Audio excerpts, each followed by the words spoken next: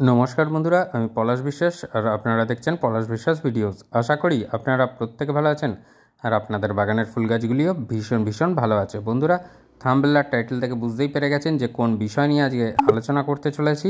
হ্যাঁ বন্ধুরা, একেবারে ঘরোয়া পদ্ধতিতে কোন খাবার এই গরমকালে দিলে গাছ তা সাদরে গ্রহণ করবে এবং কোন খাবার দিলে প্রত্যেকটা গাছ কিন্তু যথেষ্ট হেলদি থাকবে, সবুজ থাকবে এবং অবশ্যই তার সাথে ফুলে ফুলে ভরিয়ে রাখবে আপনার বাগান।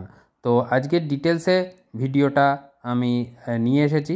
তো একটু ধৈর্য ধরে দেখার অনুরোধ রইল, কারণ যদি না ধৈর্য ধরে দেখেন তাহলে কিন্তু অনেক কিছু তথ্য বাদ চলে যেতে পারে, বা যেগুলো আবার কিন্তু পুনরায় আপনাদের মনে সংশয় দেখা দিতে পারে যে এটা কেন হলো বা কী কারণে হলো। তো আমি একটা কথাই বলবো বন্ধুরা, সহজে বাগান করতে, সুন্দরভাবে বাগান করতে আপনাকে দেখতেই হবে প্রতিদিন সন্ধ্যা 6টায় পলাশ বিশ্বাস ভিডিওস। তো আমার এই চ্যানেলে প্রতিদিন সন্ধ্যে 6টায় বাগান সংক্রান্ত ভিডিও কিন্তু আসে। তাই বলবো বন্ধুরা, যারা এখনও চ্যানেলটি সাবস্ক্রাইব করেননি তাদের কাছে অনুরোধ করবো চ্যানেলটি সাবস্ক্রাইব করার জন্য এবং প্রচুর পরিমাণে শেয়ার করার জন্য, যাতে সুন্দরভাবে সহজে সকলে মিলে আমরা বাগান তৈরি করতে পারি। তো এই যে দেখছেন যে জবা গাছ, এইরকম জবা গাছ, বেলি ফুল গাছ, টগর গাছ বা যে কোনো গাছে, ক্যাকটাস, স্যাকুল্যান্ট, এই দুটো গাছ এবং ইনডোর প্ল্যান্টগুলোকে বাদ দিয়ে যে কোনো ফুল ফল গাছে আপনারা বা সবজি গাছেও কিন্তু এই যে খাবারটা আমি দেখাবো সেটা অতি সাদরে দিতে পারেন এবং তা সাদরেও গ্রহণ করবে গাছও। তো কী সেই খাবার, কতদিন ভেজাবেন, কতদিন রাখবেন, কিভাবে তৈরি করবেন সেটা সবটাই দেখাবো এবং অবশ্যই কতদিনের ব্যবধানে এটা দিতে হবে সেটাও বলে দেব এবং দেখিয়ে দেব। তো বন্ধুরা, এই যে গাছগুলোকে আমাদের কিন্তু এই গরমকালে রাসায়নিক সার বা কিছু কিছু জৈব সারও আছে, যেগুলো কিন্তু দিতে গেলে আমরা দেখি যে প্রচণ্ড ধরনের গাছ কিন্তু মানে মাটিগুলো যেহেতু গরম থাকে, এই টেম্পার কিন্তু গাছ নিতে পারে না বা নিয়ে উঠতে পারে না সেভাবে। তার ফলে হয় কি, গাছের পাতাগুলোকে আমরা দেখি হলুদ হয়ে যাচ্ছে বা ঝলসে যাচ্ছে, কিংবা দেখা যায় ফুলের কুঁড়িগুলো মুচড়ে যাচ্ছে। তো অনেক ধরনের সমস্যার সম্মুখীন হই আমরা কিন্তু এই গাছেদের জন্য এই খাবার দেওয়ার কারণে। কারণ একে বাইরে এত উত্তাপ, 40 থেকে 42-43 ডিগ্রি চলে যাচ্ছে টেম্পারেচার আমাদের এই শহর কলকাতায়, এবং তার সাথে সাথে তো আরও যে সমস্ত মানে রাঢ় বাংলা যেগুলো রয়েছে, যেমন পুরুলিয়া, বাঁকুড়া, তাদের উত্তাপ তো আরও বেশি। তো সেই জন্য বলবো যে যারা যেখান থেকে এই ভিডিওটা দেখছেন, আমি বলবো এই যে তরল জৈব সার আজকের আপনাদের সামনে নিয়ে আসছি বা দেখাতে চলেছি, সেটা আপনাদের গাছকে দিন। গাছ নিরাপদ থাকবে, অথচ একটুও কিন্তু ফুলের অভাব হবে না ফুল গাছে, ফলের অভাব হবে না ফল গাছে, সবজির অভাব হবে না সবজি গাছে। এটা আমি বলে দিচ্ছি। যারা আমরা টবে বাগান করি, এই খাবারটা কিন্তু তরল অমৃত হিসাবে গণ্য করা হয়।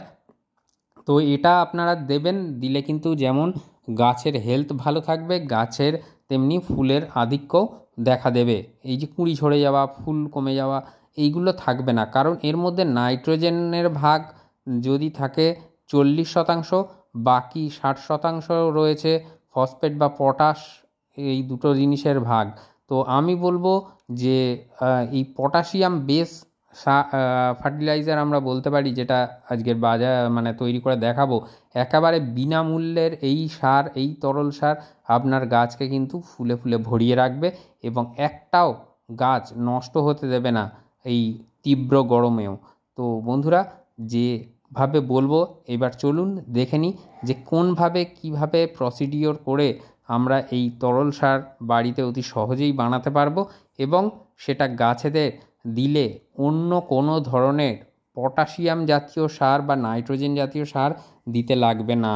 তার কারণটা হচ্ছে, আমরা সকলেই জানি যে এই যে দেখছেন জিনিসটা, এটা হচ্ছে চা পাতা। এটা কিন্তু ব্যবহৃত চা পাতা নয়, এটা সম্পূর্ণরূপে প্যাকেট থেকে কেটে আনা, মানে যে চা মানে প্যাকেটে বিক্রি হয় সেই চায়ের পাতা।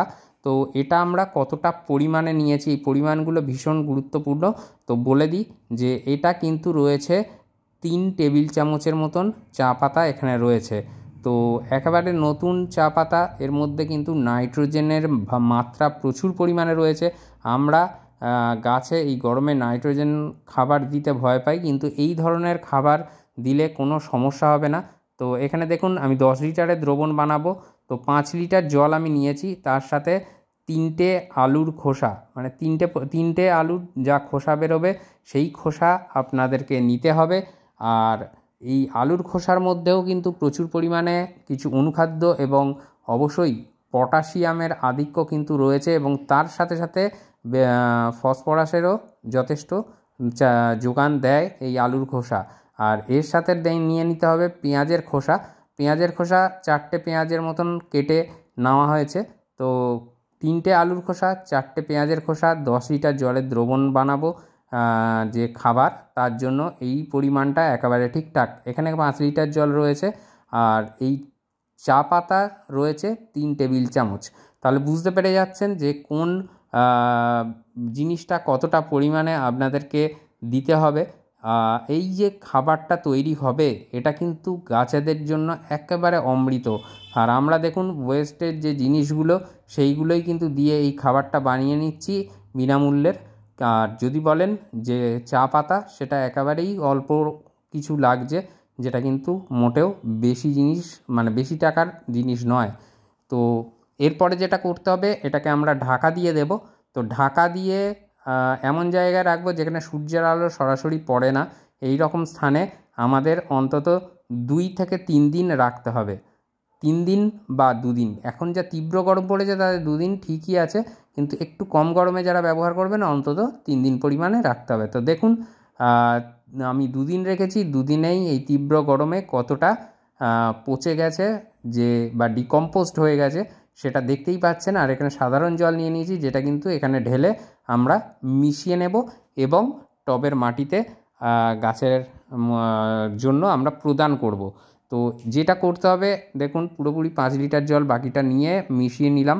এরপরে যে জিনিসটা করতে হবে, কিছু একটা মানে কাঠি দিয়ে বা যে কোনো কিছু একটা দণ্ড দিয়ে খুব ভালো করে ঘেঁটে নিতে হবে জিনিসটাকে, যাতে যে জলটা মেশানো হলো সেই জলের সাথে যাতে এর যে উপাদান বা পচনশীল উপাদান বা যেটাই বলি না কেন জৈব উপাদান, তো সেইটা যেন খুব সুন্দরভাবে যেন মিশতে পারে সাধারণ জলের সাথে। তো এরপরে যেটা করতে হবে আমাদের, কোনো ছাঁকাছাঁকির দিকে যাবেন না, কারণ এই সমস্ত জিনিসগুলো কলার খোসা এর মধ্যে দেওয়া যেতে পারে। কলার খোসাটা আমি বলতে ভুলে গিয়েছিলাম, এর মধ্যে কিন্তু কলার খোসাও অ্যাড করতে পারেন, না করলেও কোনো সমস্যা নেই। পেঁয়াজের খোসা, আলুর খোসা, এই দুটো জিনিস রাখলে কিন্তু এনাফ। তো কলার খোসা চাইলেও অ্যাড করে দিতে পারেন। 10 লিটার জলের জন্য 4টে কাঁঠালি কলার খোসা আপনারা কিন্তু দিতে পারেন। আর এরপরে যে জলটা বা সারটা, তরল সারটা আপনারা গাছের গোড়ায় দেবেন, সেটা কিন্তু এইভাবেই যেরকম 5 লিটারে ভেজালাম এবং তার সাথে আরও 5 লিটার সাধারণ জল মিশিয়ে নিয়ে কিন্তু টবের মাটিতে দিয়ে দিতে পারবেন। কোনো এক্সট্রা জল মেশানোর আর দরকার পড়বে না। তো দেখতে কীরকম হবে দেখে নিন, এই ধরনেরই দেখতে হবে। আর কলার খোসা দিলে সামান্য একটু কালচে ধরনের হয়ে যাবে। তো আমি কলার খোসাটা ব্যবহার করিনি, কারণ এই মুহূর্তে কিছুদিন আগে আমি এটা প্রায় প্রতি মাসেই গাছে দিই। তো এটা আমি কিছুদিন আগে দিয়েছি কলার খোসা সহযোগে। তো এই সময়ে দাঁড়িয়ে আমি এটাই দেব এবং সেই জন্যই এটা দেখালাম। কলার খোসাটাও অ্যাড করতে পারেন, কোনো সমস্যা নেই। তো এই যে জিনিসটা, যতটা আপনার গাছের পরিমাণে জল দেন ঠিক ততটা পরিমাণে গাছে কিন্তু প্রদান করতে হবে। আর এটা সব ধরনের গাছেই দিতে পারবেন, আমি বলেইছি আগে। খালি ইনডোর প্ল্যান্ট আর যেগুলো হচ্ছে ক্যাকটাস সাকুলেন্ট জাতীয়, সেইগুলোকে খালি জাস্ট বাদ রেখে দেবেন। দেখুন ছোট ছোট ব্র্যাকেট কিন্তু এসে গেছে বোগেনভিলিয়া গাছে। প্রত্যেকবার ফুল দেয়, ফুল দেওয়ার পর হালকা কাটাই ছাঁটাই, ব্যাস তারপরেই আবার কিন্তু ব্র্যাকেট চলে আসে। আর এই সময় যদি এই পটাশ বেশ সারটা পায়, তাহলে কিন্তু গাছ পুরো একেবারে মানে কি বলবো ভরে থাকবে ফুলে ফলে। আর অবশ্যই চা পাতার মধ্যে যে নাইট্রোজেনের মাত্রা আছে সেটা তো আমরা সকলেই জানি। তো এইভাবে গাছে দিতে হবে, আর এটা দিন প্রতি সপ্তাহে একবার করে। আর এর সাথে যদি কলার খোসাটা অ্যাড করে দেন, তাহলে 15 দিনের ব্যবধানে আপনাদেরকে এই উপাদানটা, খাদ্য উপাদান তরল জৈব অমৃত সার, এটা কিন্তু আপনাদেরকে দিতে হবে 15 দিনের ব্যবধানে। এর মধ্যে যদি কলার খোসাটা অ্যাড থাকে, আর যদি কলার খোসা অ্যাড না থাকে তাহলে সপ্তাহে একবার করে দিয়ে যান। অসাধারণ কাজ হবে, ভীষণ ভালো রেজাল্ট কিন্তু আপনারা পেয়ে যাবেন গাছের থেকে। তো এইভাবে ব্যবহার করতে থাকুন, এইভাবে সুন্দরভাবে বাগান করতে থাকুন, সহজভাবে বাগান করতে থাকুন। আর অবশ্যই সকলের কাছে অনুরোধ করব, যারা সাবস্ক্রাইব এখনও করেননি, চ্যানেলটাকে শেয়ার করেননি, তাদের কাছে অনুরোধ করব যে শেয়ার করে দিন এবং সাবস্ক্রাইব করে নিন। আর যদি ভিডিওটা ভালো লাগে লাইক কমেন্ট করতে একেবারে ভুল করবেন না, আগামী ভিডিওর জন্য অনুপ্রেরণা পাবো। তো আজকের মতো এ পর্যন্তই, আবার আসছি আগামীকাল সন্ধ্যে 6টায়। ততক্ষণ সকলে খুব খুব খুব ভালো থাকুন, সুস্থ থাকুন, প্রচুর পরিমাণে গাছ লাগাতে থাকুন। নমস্কার বন্ধুরা, খুব ভালো থাকবেন সকলে।